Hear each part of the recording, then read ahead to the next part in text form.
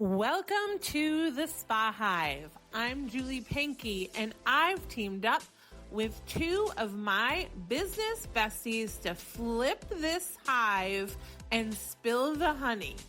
We're dishing out the juiciest insights on business, life, and everything in between, with a side of sass, a sprinkle of nuttiness, and plenty of laughs. Whether you're here for spa tips or just a little life inspiration, we've got the buzz you need. So grab your favorite drink and get ready. Things are about to get sweet and sticky. Hello and welcome back to the Spa Hive Business Besties podcast. I'm Julie Pinky with my business bestie, MaryAnn. Good morning, MaryAnn. Good morning, Julie. Good morning to our listeners. How are you, Julie? I'm great, just great. That's wonderful. We have here in Maryland, we got so much snow. I And know. I was telling Gary about that. You have more snow than we do. I know, right? And it's not even Christmas. And we have all this snow. Luckily, it happened on a Sunday, so that made it fun because we go sledding. They delayed school today. But yeah, I can't even imagine. We got all this snow before Christmas. I'm getting a little worried for January and February then. Yeah, that's what I'm hearing. That's what people are saying is, wow, it's an early winter since it's not even winter yet. I know, right? It's not. So that's a little crazy. Yeah, I mean, let it be known here on record, I hate snow. Yeah, nothing about it is fun to me. I But mean, but as it long can as be fun. as long as I'm in the house looking at it, I guess it's fine. Well, right. And if you did not snowshoeing, what's the other thing with the skis? Cross country skiing? Yeah, that kind of sounds fun. Yeah. I don't mind.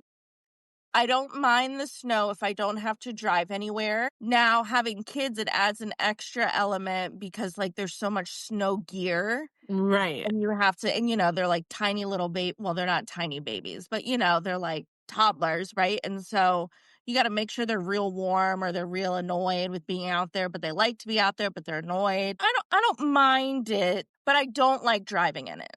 No, yeah. I mean, we did drive yesterday in it, but the highway is fine. I mean, I feel like New England knows how to clear its roads.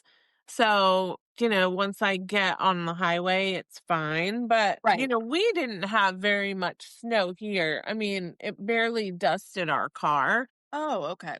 but down further south of us did. So when we met my stepson and his family, where they live down, in southern New Hampshire, they had a good amount. I think he said like 3 to 4 inches. Yeah. So, like you in Maryland. Yep. Well, that's just the same. Me and New But, Hampshire together. right. But, the one thing about like where you are is it doesn't really last as long. Like here, we get a good frozen insulated layer, and Yeah. then it just keeps piling on top of each other and more and more and more and more and doesn't melt. Versus I feel like you'll get the melt. Yes, I did say that yesterday after we went to go see a movie yesterday afternoon. And when we were coming back, I was like, oh, the snow's still here. Why hasn't it melted? And it's Right. like, it's freezing. It's going to be Yeah. freezing today, tomorrow. It's very cold over here. But I am like, okay, that was great, but I'd like it to melt now. Yeah, I think it's going to warm up at the end of the week.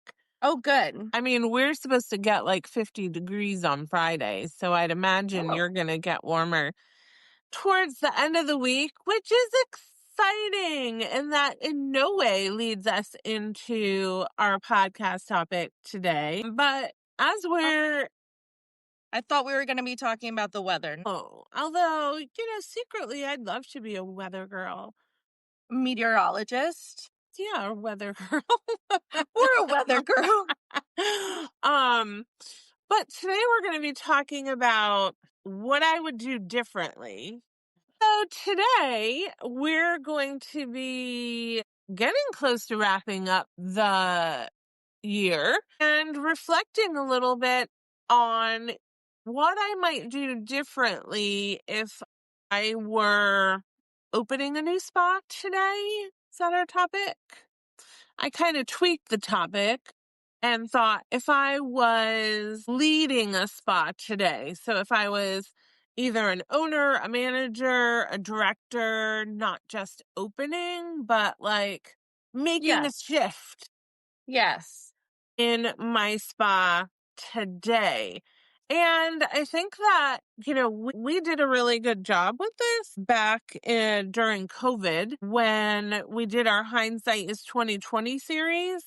And I always think about that because will there ever be another time, really, in our lives that we could take a great pause, like the great pause? Our businesses specifically essentially stopped them, right? Took a break and said, I'm going to close my business down for a week, 2 weeks, a month, whatever, however long it was for most people. But it was an opportunity that most business owners don't get, which is to think about if they want to start their business over again. If I was opening my spa again, if I was restarting my dog walking business, if I was restarting my insurance company, what would I do differently today? And so I think going into the new year, it's a nice time as the year winds down to reflect on these things. And I hear it a lot from directors and managers that are changing jobs, stepping into new leadership roles. Maybe they were promoted or staying right where they are. You're a business owner and you're like, what can I do better next year? So, what would I change if I were starting fresh? I mean, it's hard because if you've been doing this for a really long time, it's hard to inspire yourself again. It's another season. And, sometimes I think about it and I'll be at the spa and I'll be talking about what are we going to do differently. And, I think to myself, I don't know.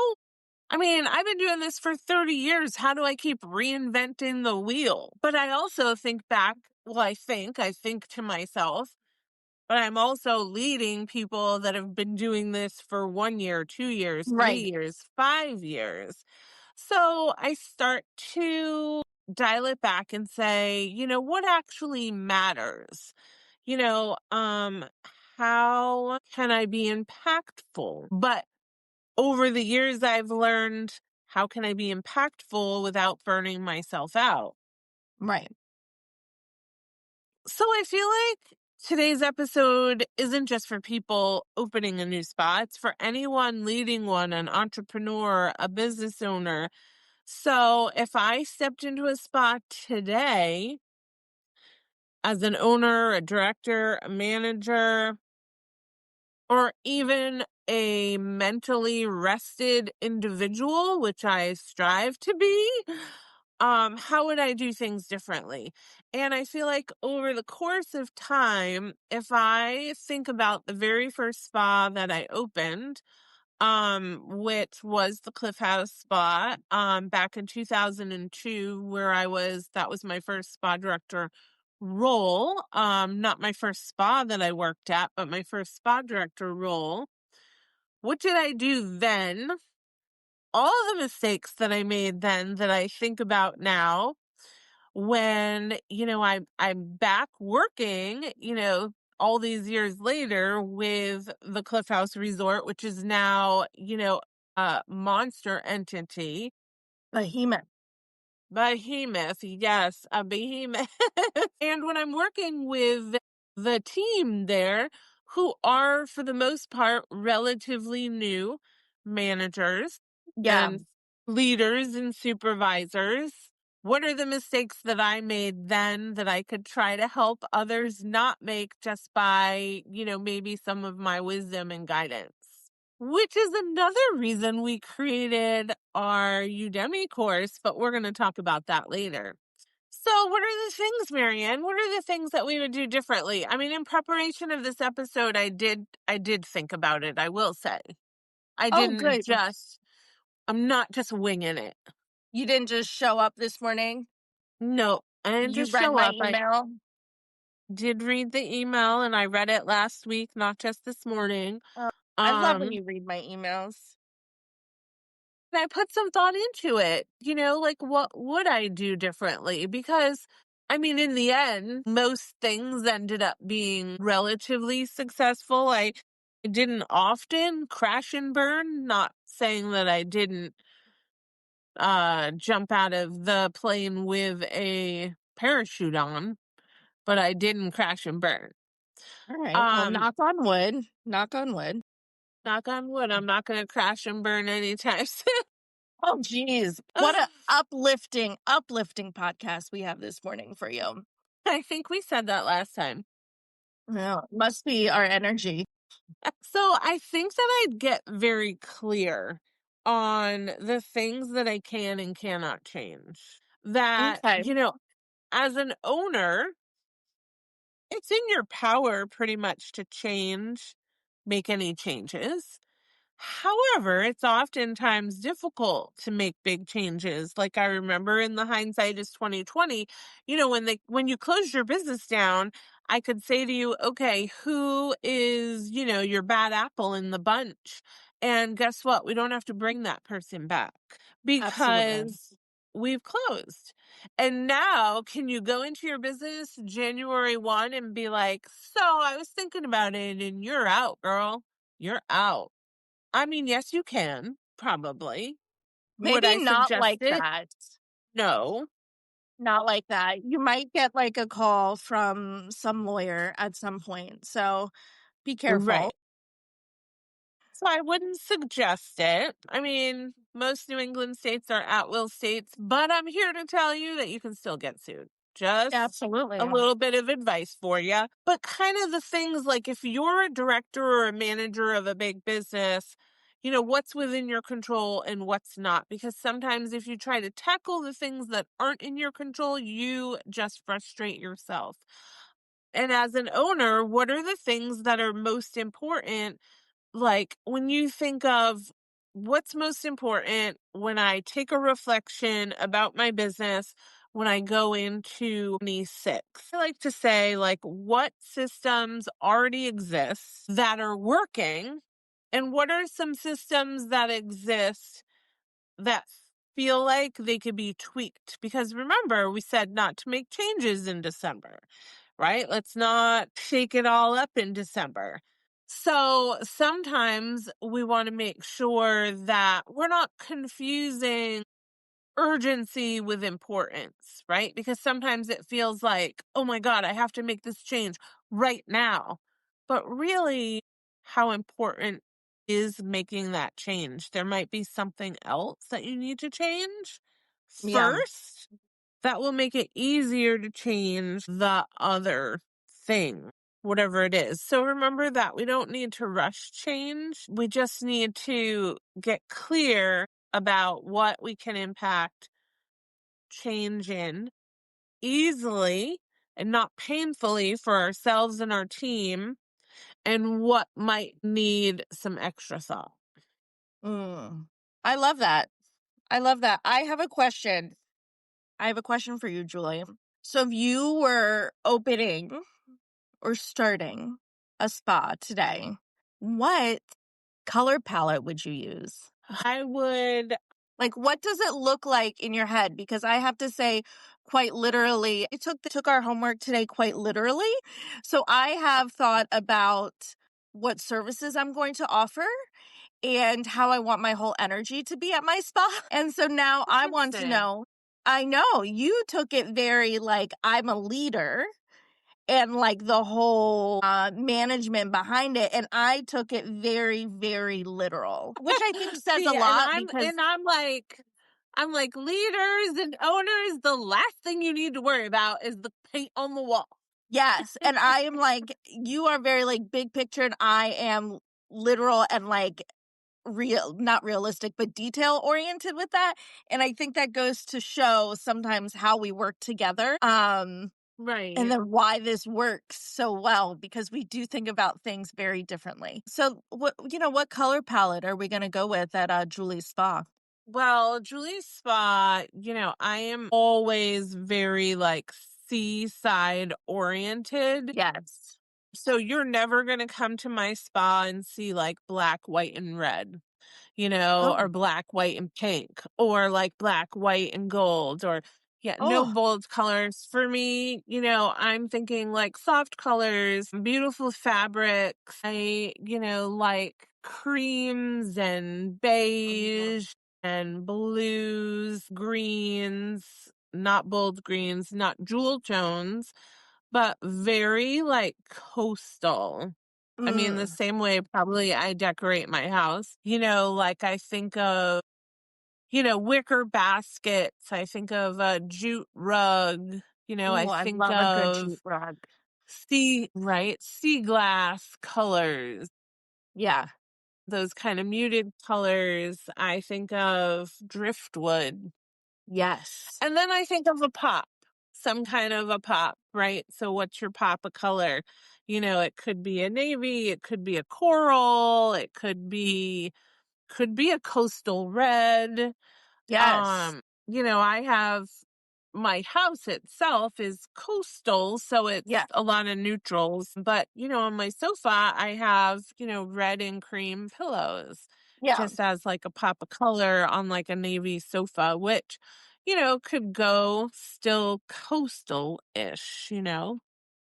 I mean, that's Yes. where I would go. I mean, I think that, as a spa, we're going to create like, well, that's funny because it kind of leads into one of my things that I thought about, which is, being very clear on your vision, right? And so what are you? What kind of spa are you? Are you a medical spa, right? So the Right. decor and the vibe is very different. Are you a more of a like luxury glammy, maybe you incorporate hair, and your vibe is very jewel toned, Yeah. and you're not going for relaxing as much as results and Energy. yeah, high energy. But most spas you're going for relaxing. Absolutely. Yeah, I don't see, as you're describing your spa, I was just here nodding along because I can see it forming in my head. And I feel like it literally would almost look like the inside of your house, which sort of makes me Uh-huh. giggle Uh-huh. because that's very you. I also feel like your spa is like 3 to 4 rooms. I don't think it's a behemoth. I don't see it being like 15 rooms or whatever. I do see your spa having a great view, maybe an understated Mhm. view. So not necessarily like bam, like open ocean, but some type of view understated. And I see it having like approachable but high end. Mhm. Mhm. But It's what about really what I think of yours? you. I think you're approachable but high end. See? Aren't I nice? What about yours? Mine, I'm thinking it would have a lot of, I would try to bring the outside inside, and I feel like it would have a lot of green tones, a lot of plants. I want to say with plants. Now, I can't keep a plant alive, so I'm not sure how that one's going to last, but I could figure it out. Right. But I'm very much, every time I go outside, I feel like I am fueled, right? Like I just have a whole Right. sense Right. of resetting, even if it's like dark at night and freezing cold, like just bundling up and going outside, even for a few minutes, helps me. Kind of like I was saying when I'm one Uh-huh. of those little Swedish babies that they leave outside to nap. I think I'm Ah. also like that. So I would do, my spa would Sounds bring like a lot baby of, towards. no, it's not. It sounds so nice. Sounds like my spa would have a lot of bringing the outside in. And then I think for my service menu, see, I thought about this quite literally. Everything is customizable. So my menu is very small because it's all customizable. Mm-hmm. So really, I need to have amazing talent that can customize and really know what they're talking about. I mean, that would be my preferred menu as well. And I work with a lot of spas that have menus that are way too big. And I battle with that in my mind a lot with, can we make it too simplistic and still offer all the things that people want? And I remember Jill, our friend Jill at Brad Duncan down in Boston, and she was one of our Spa Hive members, and their menu was based on time, and that's it. Yeah. And then we wrote the protocols based on, if it was a 1 hour service, I think it was a 90-minute service or a 2 hour service, then what are the options that the providers could add into each of those? So if it was a 1 hour service, you couldn't do, the hydrofacial and the microcurrent and dermaplaning in the 60-minute. In the 60-minute, you could have the options. It was like, instead of the guest having the menu, the provider had the menu. Mm. And so the provider knew in a 50-minute service, these are the things that I could throw in. And then in a 80-minute service or whatever, these are the things that I could throw in. And then if Right. it was a, 110, whatever, however, I don't remember how long the longest one was, 2 hour, whatever service, I can put the whole shebang, right? I can do Right. whatever. Like I could do paraffin on the hands and feet, and I could give them some waxing, and I did like that because it created, the expertise for the provider, so there was a real bond of trust that you were going in and you trusted your provider to do what was best for you in that given day. So Yeah. that's great for spas that have regular clients. A little bit harder for spas that have straight up transient guests because Right. you really don't know them. So you're No. hoping that you're hitting what they need based on their intake. So I do love the idea of, booking for time versus service and giving the client what they need. However, I feel like it's somewhat difficult without a regular clientele. Right. Like throwing in the stones and I feel like it's easier for massage too than a facial. And then also for body treatments, do you just don't offer body treatments maybe Yeah. I wouldn't offer. So I personally at would not MaryAnn offer. Spa? Yeah, at MaryAnn Spa. So I was thinking at my spa when I was envisioning it, for some reason, massage never came to mind. It was more facials. Hmm. But then I thought if I am going to have massage, I am going to be able to offer couples or, duo massage because I can't stand it when I like a spa, but they never have like that couple time massage. It drives me nuts. And so I think definitely Mm-hmm, now that I'm mm-hmm. thinking about it, I would offer massage, but I would have to make sure I offer couple massage. I feel like I would go heavy in on the facial aspect with a lot of like massage enhancements because I love a facial that has like Hmm. those types of enhancements. I don't think I'm doing nails. There's no nails at my spa. I don't think I'm doing hair, but I think I'm going to partner with the hair Interesting. salon. Yeah, but I'm going to partner with the hair salon locally. Mm-hmm, mm-hmm. Yeah. I mean, then that does lead me to one of the things that I was thinking about, which is even if you don't own the spa, whether you own it or not, it's important to understand your business. Wow. So understand, like, owners and managers need to think like an owner. Don't just think like a manager, right? And so if I was stepping into a new role, I would want to understand how the pricing works. So all these things that we're talking about, why certain services exist. Like I would want to know why you're leading with facials and not the low-hanging moneymaker fruit, which is massage. And then that's how we would have to market, right? If you want to lead with facials, then we need to really create a spot in the market for a business that is an expert in facials versus everything to everybody. Think about what drives the profitability and how every decision has kind of rippled right through the business up until now. Because I feel like the more we understand the why, like why we want to do it, why we do it this way, the bigger impact we can have if we want to change things, because then we know these are some things we might not change, and then there's other things that we would change. I know one thing that I would not have at my spa. 100%. Hmm. Can you guess what it is? Can you guess, Snake Julie? massage?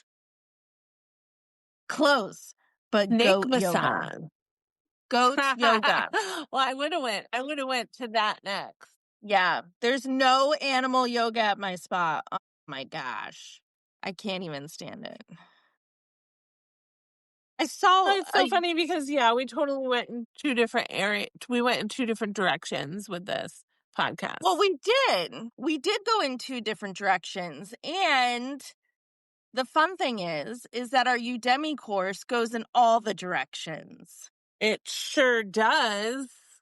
This course isn't just for brand new spa owners or managers or directors. It was created for spa owners, directors, and managers, no matter where you are, to meet you where you're at, who want to understand how a spa truly works, not just how to keep it running from day to day. So we built it because there are too many capable spa leaders that are expected to figure it out. And I think about when I was thrown into it all those years ago in 2002, I had no real direction. And it was like, here you go, have fun with it and make me millions of dollars.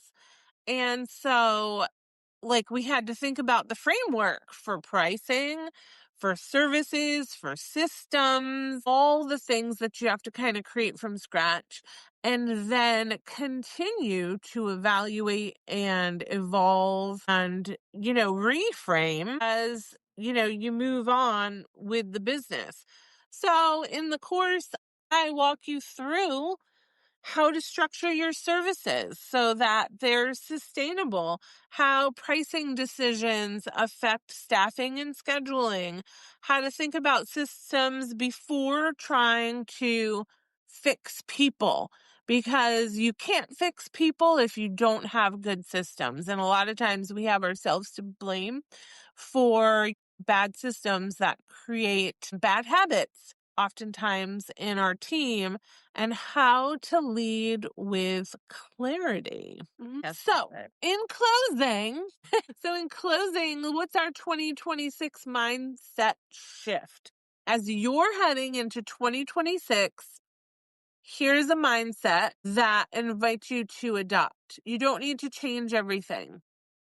You can't change everything. You need to change the right things in the right order. And leadership isn't about proving yourself, it's about creating clarity, stability, and forward motion for yourself and your team. So here's the question I'm going to leave you with. If I were leading a spa, opening a spa, opening my spa again in 2026, what's the one thing I'd approach differently? Use that. Moving forward, don't create a list of 27 things that you're going to change in January. What's the one thing that's going to impact your business the most? It could just be painting the walls.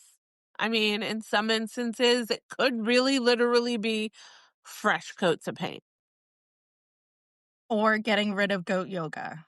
or getting rid of goat yoga. In my case, it's implementing floating sound healing. Love it. I love it. Can you just do the floating sound healing? I've been hearing about it for 3 years. Can we just do it? Can we do it? And I see other places do it or other people do it, and I'm like, people are beating do me, it. but some things take time, and now it's winter, and who wants to be floating outside in the freezing cold except Well, MaryAnn? yes, I would, but you can use your indoor pool. I know. Let's And if you try it want out. help, all right, I'm gonna write it down on my list to try it out in February. Perfect. It can be like a Valentine's Day thing, and then you can run it again for like Mother's Day. That's a really nice thing. Right. All right. Well, thanks for sticking with us. I feel like we've been saying that more often than not on each episode. And if you need support that brings clarity, check out the Spa Startup 101 on Udemy or drop us a line, send me an email, connect with me on social media. If you've connected with me on social media and I haven't responded, I apologize, and we'll go back and look so that I can do so. And well, we'll see you here again live next time in our Spa Hive Business Bestie podcast, where it can only get better from here. Bye, Julie. Bye, listeners. Bye, MaryAnn. Thank you so much for listening today. Be sure to check out the show notes for access to our Udemy course, Spa Startup 101.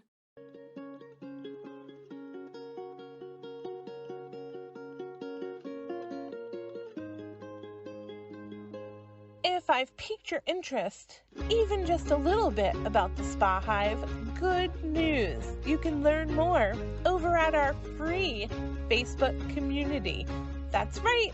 Head on over to Facebook, search Spa Hive Professional Community, and join me, my Spa Hive board, and over 400 other spa, hospitality, and wellness professionals there.